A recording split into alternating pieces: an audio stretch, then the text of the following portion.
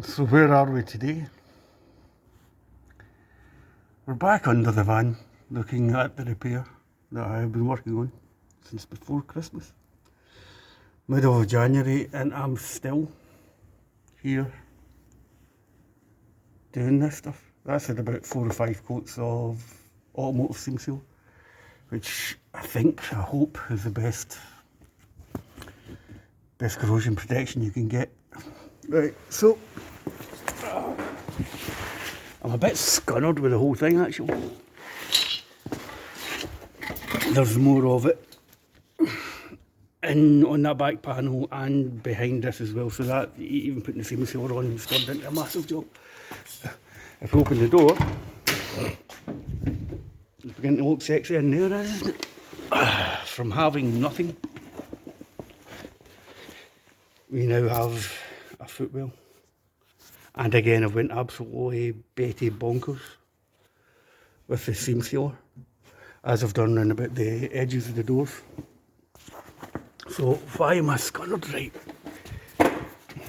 on the door, I said before, I've put a tube of silicone marking into that panel, which has stopped it rattling a bit.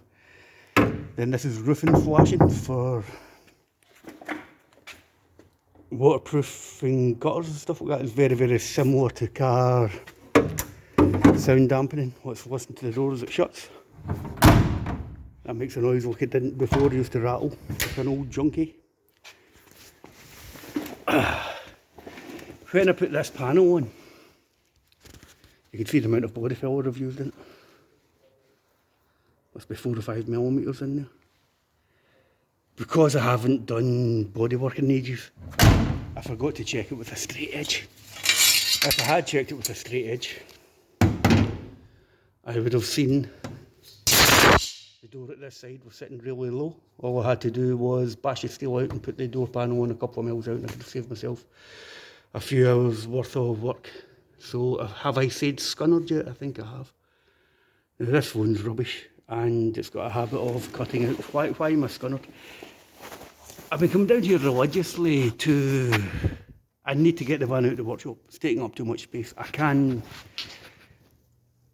put my hand in heart and say this is a good thing to do, because I need to get other people into the workshop. We're in the middle of a lockdown and stuff like that. However, I've got to think about when the doors open. I've got to get out of the workshop. It's taking up too much space.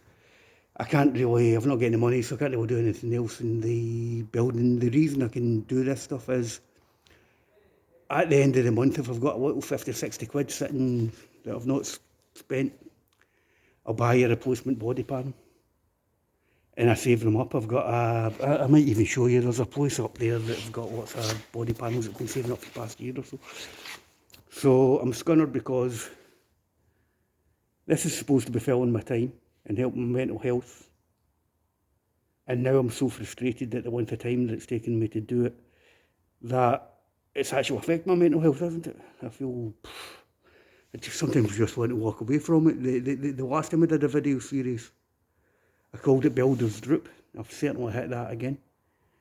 I thought the van would have been turned round and we could have started working on the other side, but we've not got that far. The other thing that's scunnered me is there's this panel here. I've got no way of getting in behind it to spray corrosion protection in the back of it. So ages ago I spent ages making up a panel that fitted really, really well. Went to put it on, I can't find the bloody thing. So I've made another one sitting. Again, it needs all dressed up and cleaned and tidied. But I can't weld it. I'm going to have to use an epoxy resin that I've never used before to stick that on, and a panel round the other side of the van. Now I'm about to show you why the van has been sitting inside. See that rusty mark? The roofs in these are made in 3 sections, I think, and put on the factory. If the seam sealer comes out between the 2 sections, they tend to corrode. Let's go and grab something else that's frustrating me. My shit LED lamp from Bill's Tool Store. Ah well, here's another one. My baby's bum's looking quite good as well, isn't it? The old lady's bottom. Again, that's maybe 4 or 5 coats of seam sealer. I think one of the weak points in the design of the T1N, the back bumper goes in here, and the original panel had holes in it where a plastic plate went along the top of. That allows water to get into the back panel and they get rotted out. So I'm not going down that road. Right, I'll show you why the van has been in the workshop since I brought it down to Glasgow. See that?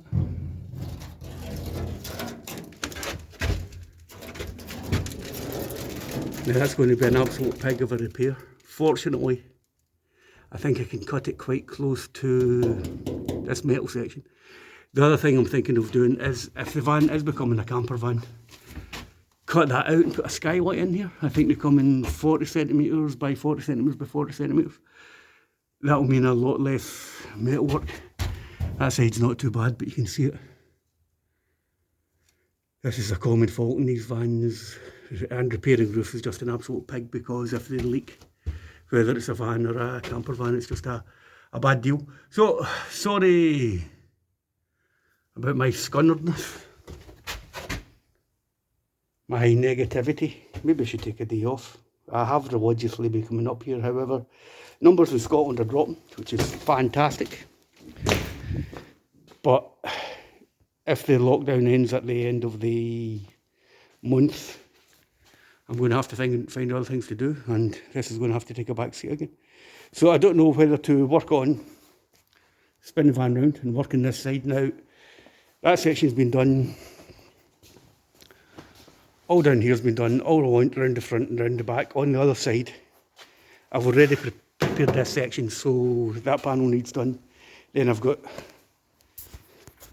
this one, the middle one, and the sill at the passenger's door, which isn't as bad as the driver's door to do, and that's phase 1 of the van restoration done, which will be remarkable.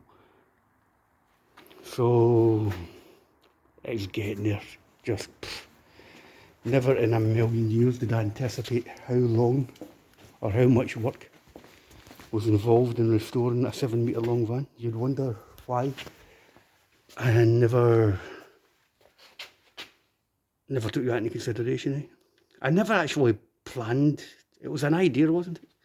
Sometimes you get mad ideas in the pub or whatever, and you go to do them, and suddenly you realise you've bitten off quite a lot. I'm too far in it to walk away from it, so maybe I will take a day off. That's one of the panels on the back. And again, they've been heavily seam sealed and corrosion protected on one side, so sorry if I sound a little bit negative on this one. Saturday night, it's 11 o'clock. Temperature's not bad, about 4 degrees in Scotland. In my build plan in my head, I thought I would have had the van spun round by the middle of the week. It looks as if it'll be the start of next week before I can spin it around and start working on the other side. What horrors or beauties are we about to face? Stay tuned to Sam Dog Television and you'll find out. Thank you all for watching. Bye.